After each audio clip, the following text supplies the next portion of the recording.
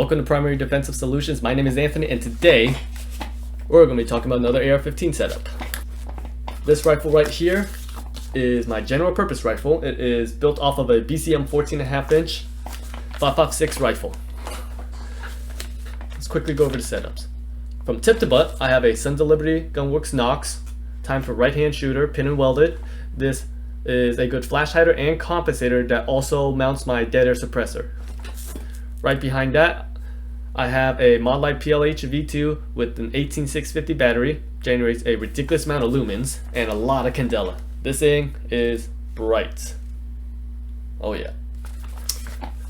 It is mounted onto the rail with an Arisaka offset mount and has a Surefire tail cap at the end that has both the button and the socket for me to mount it, just in case if the wiring is broken.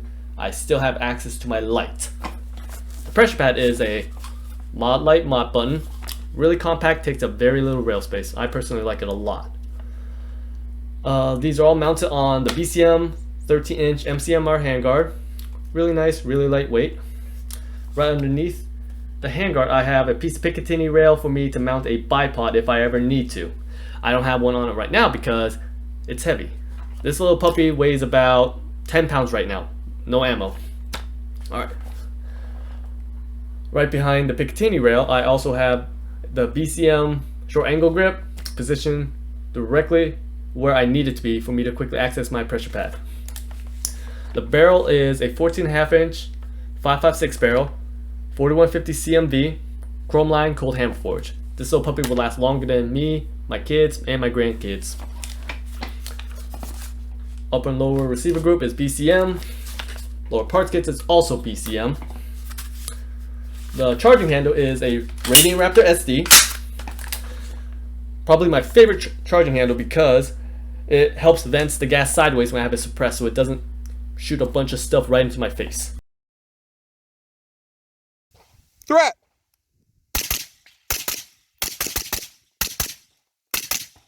Oh, the gas. Bolt carrier group is a Cryptex coating, Mystic Black bolt carrier group. Very nice, very sleek, easy to clean off. A little expensive though. The safety selector I have right here is a Radiant Talon, set for 45-degree throw. One of my favorite safety selectors just because it's nice, audible, tactile, and quick. Trigger I have right here is a Geisley Super Dynamic Enhanced with a flat face trigger, 3.5 pound 2-stage. Very nice, very crisp, held in there with a KNS anti-walk pin. Iron sights I have on here are Midwest Industries folding combat sight, very light, very minimal. The buttstock I have is the CMMG A1 rifle stock. It has a little trapdoor in it for me to put my Skittles if I need it.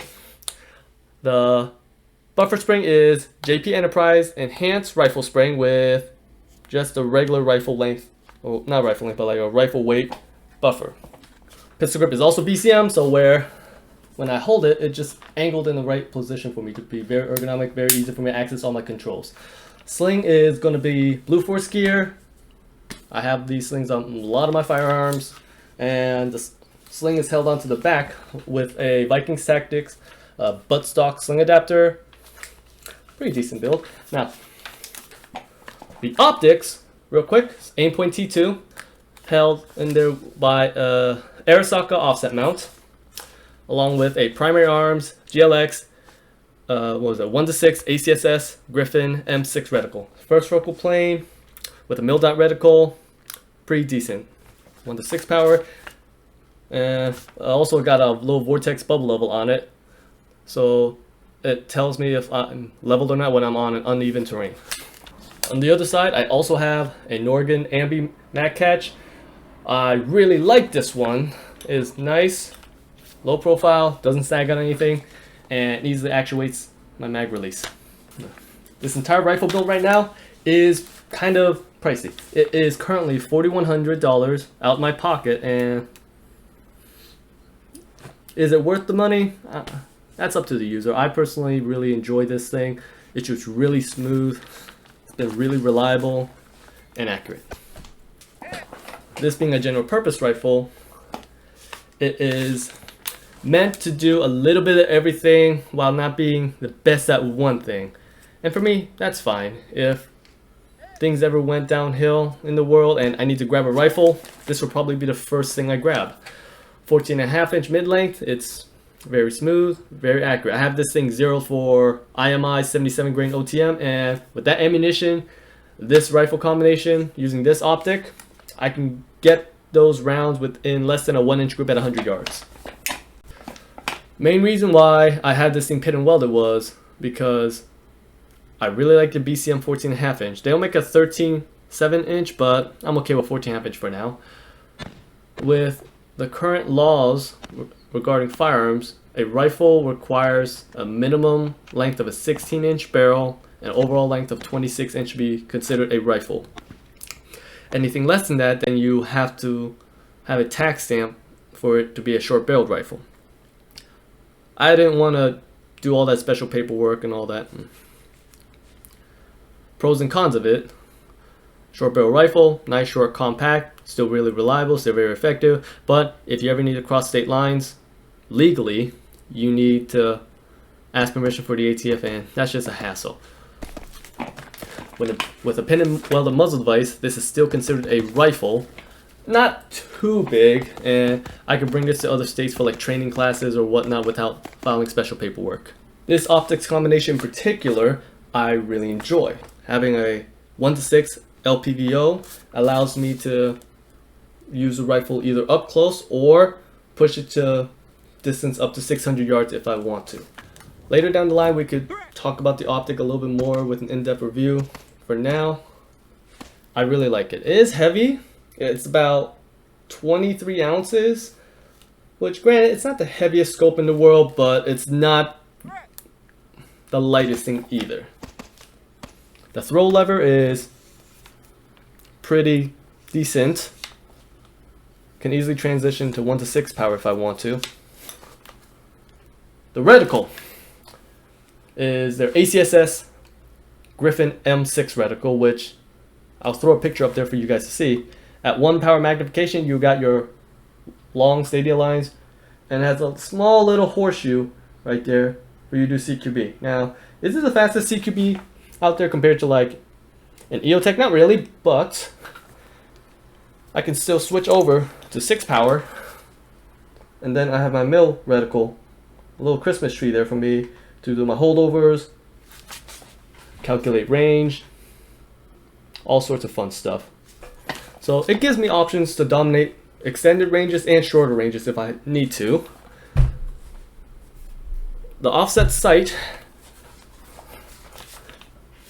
being 35 degrees, is very close to the rest of the firearm. It's not sticking out too much where it can snag onto things, and it's really easy to just cant my firearm 35 degrees to see my red dot if I need to start shooting fast up close. If you guys want, we can always talk about pros and cons of optic setups later down the road. A few things I do want to bring up real quick is, since I'm right-handed, this optic setup is really easy for me to transition back and forth when I'm shooting right-handed. If I'm shooting left-handed, it starts becoming a little bit weird, just because the bottom of the buttstock starts chucking me in the throat. I'm not actually used to that, by the way. The trigger here is a Geissele 2-stage trigger, and it's one of my favorite triggers. Real quick, you can see, since it's 2-stage trigger, it does have a little bit of travel before it hits a wall. The first stage is going to be about 2.3 pounds, and then it's supposed to break 1.2 pounds. Very nice. Now, being a 2-stage trigger, after it resets, I still need to pull it towards the wall before it breaks again.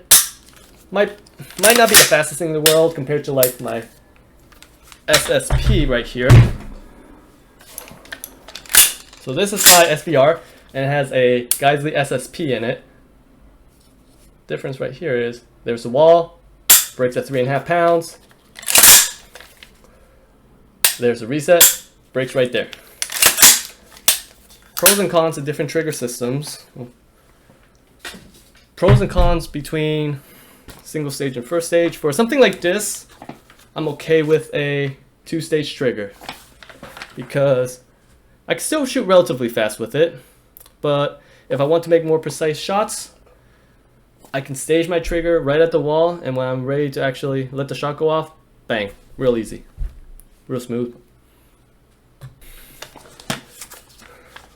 Whether or not this is going to be the best do-it-all rifle for everyone, maybe not, maybe, it depends on each person.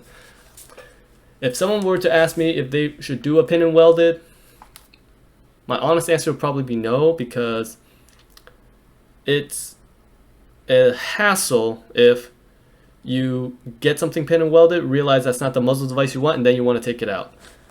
When I was at work, I had my gunsmith remove the original pin and weld. The BCM one had their extended A2 flash hider, and for an hour straight, all I hear was zzz, tss, tss. Yeah, the people at BCM definitely know how to make a really sturdy system for sure. Yeah, so probably would recommend a 16-inch more, but to each their own.